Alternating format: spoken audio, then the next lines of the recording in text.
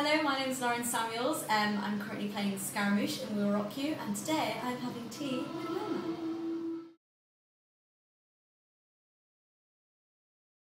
It's a very difficult show to explain. It is set in the future, and it is a time when all music has been banned.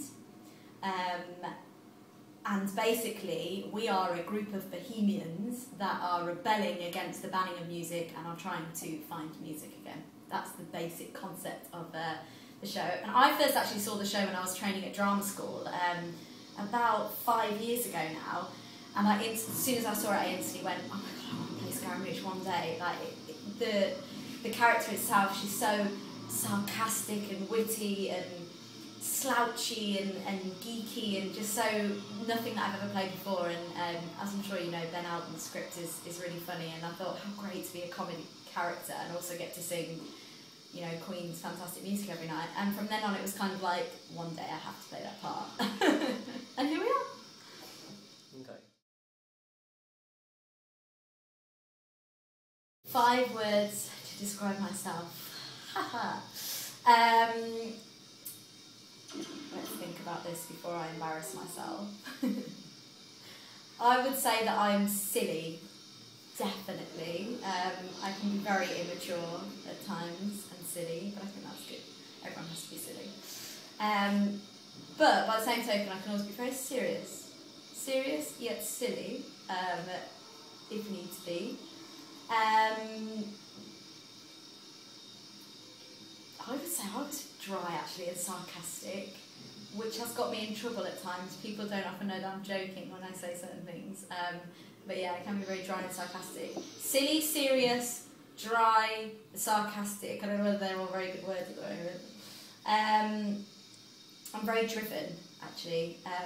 I've always known what I wanted to do from a young age, and I'm very proud to say that I've made it happen, and I'm exactly where I wanted to be. So yeah, very driven. And I think very loving as a person. I think that family and friends and everybody that's got me to where I am and everybody that supports me all the time is so important to me. I just want to, wish I could just squeeze them all and hug everybody. So yeah, those are my words, I think.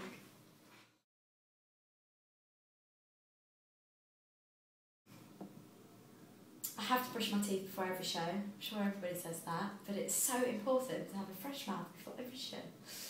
I like to spray myself in perfume before every show. That sounds stupid, but nobody wants a smelly Scaramouche. And I also always do the exact same warm-up during Radio Gaga. If you know the show, it goes Gaga, then Break Free, and then straight into my song, Somebody to Love. So I usually warm up, the same warm-up every night during Radio Gaga, and then I sing along to Break Free to make sure that I'm doubly warmed up, and then I go on stage, so yeah. Oh, cool. I actually do it in Galileo's dressing room. His dressing room is right next to the stage, and I spend half of my show in his dressing room because there's not really time for me to come up to mine. So as soon as he goes off to do Break Free before Gaga, I'm in his room singing away, making loud noises.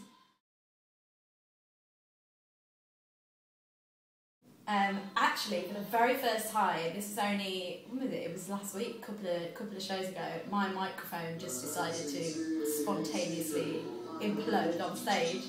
So I was in the middle of a scene and it just suddenly, the loudest, like, and then I knew it was me because I went to say my next line and there was no sound. So I carried on doing the show for a little bit before a stagehand had to just walk on and hand me a handheld. So then I just had to do the rest of the scene and the song with a handheld. I felt like I was doing stand-up comedy. Because it was, all my lines are, you know, comedic, and there I was like with a handheld, but a bunch after every line. So yeah, that's never happened to me before. It's happened to a few other people, and obviously it happens quite a lot in theatre. The mics break and what have you, but it's never happened to me. So that was exciting.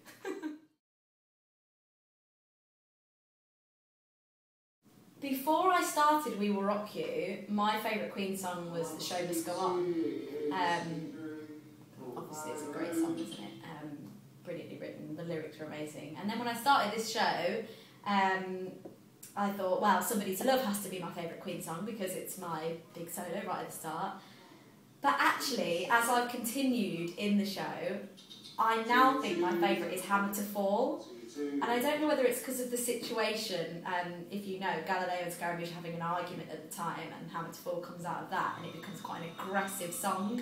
And I enjoy the fact that we can just have a go at each other via singing, and so I think now Hammer to Fall is my favourite. It works so well as an argument because the music's like ba-da-ba, ba-da-psh, ba-da-ba, and it's so like aggressive. I love it. Queen music is great, so it's not like you can ever get bored of it. Whereas when I was in Greece, that's kind of annoying music, you know, like Summer Lovin' or something. It's just annoying music that's like, although it's great, it's not quite as up there as Queen, in my opinion. But yeah, it's so funny, I never ever thought that I would play Sandy. I don't know whether it's because I'm brunette or, I don't know, I just never thought it would be a role that I would play. And then when they approached me about auditioning, I was like, oh, I don't know whether I could do Sandy. And then as soon as I got in the wig and the costume and the show, I was like, oh, this is great, I can. And yeah, it was my first West End and leading role, so I will always have a very fond place in my heart for Grease. I was in Laura's very first musical that she ever wrote. Back in drama school, she came at Guildford, when I was training at Guildford. She came to audition people for a piece that she'd written called Fairy Tale, and she ended up casting me as the lead in it, and we did sort of, I think it was about 20 minutes long, a 20-minute extract of the show with her music in Guildford. And then we kind of stayed in touch since, and then, you know, she was always very nice about all the things that I was doing, and then one day she just messaged me and said, I've written the new album and would you sing this song? And when she sent it to me, I mean, as you know, Someone You'd Be Proud Of is the most beautiful song, and it's so well written, and for a female singer, you don't often get songs that are so beautifully written and that go to such great, it's a great range for me anyway, you know, so I said yeah, and that's how I came to be on the album. It's had a tremendous amount of following, which it deserves, so I hope now that Laura can get the funding to put it on somewhere and ask me to be in it.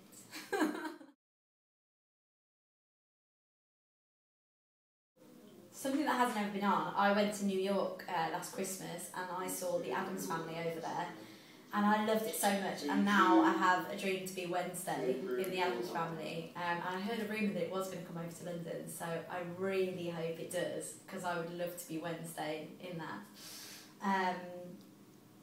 Yeah. Well, obviously the first one is just talking, like people that talk. We can hear it on stage as performers, or if you go and watch it, a show, and there are people talking, that obviously is just obviously annoying. But the other one is taking photographs, I guess, and things. We can see it quite blatantly on the stage if there's a little red light recording or if there are flashes going up. The other day someone was holding an iPad up to take pictures. I mean, how big's an iPad? And they were like this with an iPad, like taking pictures on the stage. We were like, we could see you. But yeah, no, other than that, they're the only things that we can hear as performers, and they're the things that annoy me as when I go and watch something, particularly when you paid so much money to go and see something, and then you've got someone in front of you talking, or they've got their mobile phone here and you can see the bright light. I saw Noises Off, which was hilarious. God, it's so funny, isn't it? Yeah, I really enjoyed it. It's almost like a comedy play for performers, because it is about performers so much. I sat there going, it's so true, oh, that really does happen. And yeah, I really enjoyed that. And I also went the other week to see my friend in Wicked for about the millionth time. I've seen Wicked, but gotta love that show. I must have seen it about 7 times now, but it doesn't get old, Wicked, ever. That's another, I'd love to play Alphabet one day. In Wicked, great part, great show. I'm excited to see Louise Dearman do it. Like, wow, that woman is incredible.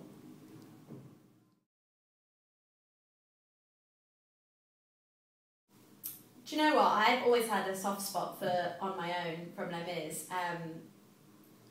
I'm not sure why. I've sung it, I used to have singing lessons obviously when I was younger, and I think I sung it for a festival or for something like that, or for a concert. without realising what it was or where it was. And now, being in the industry and everything, I think it's one of those songs that, oh God, the show itself is fantastic. That's another show I'd like to be in. I want to be in everything. But yeah, on my own, I think, because it was the first kind of musical theatre song that I ever really knew.